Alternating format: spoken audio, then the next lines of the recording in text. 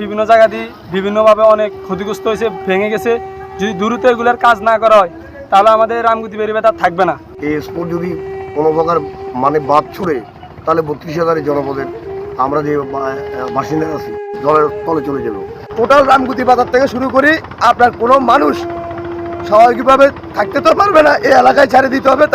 বেড়িবাঁধটা ধসে পড়ে যাওয়ার কারণে আমাদের এলাকা ঝুঁকিপূর্ণ হয়ে গেছে। জোয়ারের পানিতে প্লাবিত হওয়ার কারণে ভেঙে গিয়েছে এবং খুবই জরাজীর্ণ অবস্থায় আছে। 4-5 কান্দি ভাঙি গেছে। এই বাঁধটা মনে করেন বেশি জোয়ারের গতিকে 4-5 দিন পাইয়েছে না, এখন বাঁধটা ভাঙি যায়। আরো 4-5 কান্দি ভাঙি গেছে। জোয়ার কারণে জোয়ার পাইয়ে ভাঙি গেল ভাঙছে তো মেলা জায়গা দিয়ে ভাঙছে, ওই সুন্দিও ভাঙছে। যদি জোয়ার বা সামনে সিগন্যাল হয় তাহলে এখানে মানুষটা খুব দুর্ভোগে পড়ে যাবে, আমাদের বেড়িটার সমস্যা হবে, আমাদের থাকার জন্য নিরাপদ হবে না। লক্ষ্মীপুর 24 বিশ্বজুড়ে লক্ষ্মীপুর। রামগতি যে বেড়িবাঁধটি রয়েছে এটি দীর্ঘদিন প্রায় 6 মাস আগে একবার জোয়ারের পানিতে প্লাবিত হওয়ার কারণে ভেঙে গিয়েছে এবং খুবই জরাজীর্ণ অবস্থায় আছে। আমাদের যারা ব্যবসায়ী বিন্দু রয়েছেন এবং আশপাশের মানুষ রয়েছেন এবং দূরবর্তী যারা রয়েছেন তারা এই জোয়ারের পানিতে প্লাবিত হচ্ছেন, কষ্টে আছে। এই বাঁধটা মনে করেন বেশি জোয়ারের গতিকে 4-5 দিন পাইয়েছে না, এখন বাঁধটা ভাঙি যায়। পানির চাপে যদি না বাঁধে তাহলে মনে করেন বাজারটা ভাঙি যাবে, পুরো রামগতি বাজার ভাঙি যাবে। তো 6-7টা ভাঙা আছে।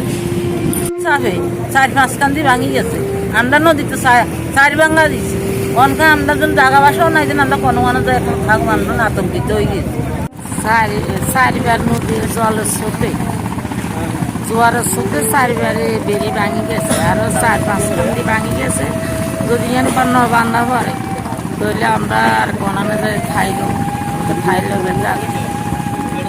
জোয়ারের কারণে জোয়ার পাইয়ে ভাঙি গেল ভাঙছে তো মেলা জায়গা দিয়ে ভাঙছে, ওই সুন্দিও ভাঙছে।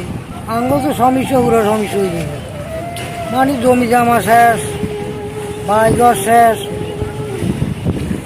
কখন ফসল করব মানে ধান করবো সেটাও তো ব্যাপার। বুঝতে দেয় না, হানি বাই গিয়া ভাঙি গেছে। এখন যদি না ঠিক না করা আমরা থাকুন কই। এই বাঁধটা ভাঙি দিলে আমাদের এখানে বনবসতি মানুষ বুঝিনি, আমরা নদীর পাড়ে এই পাশেও মানুষ ছিল, এই মানুষটা এখন এই পাশে পার হয়েছে।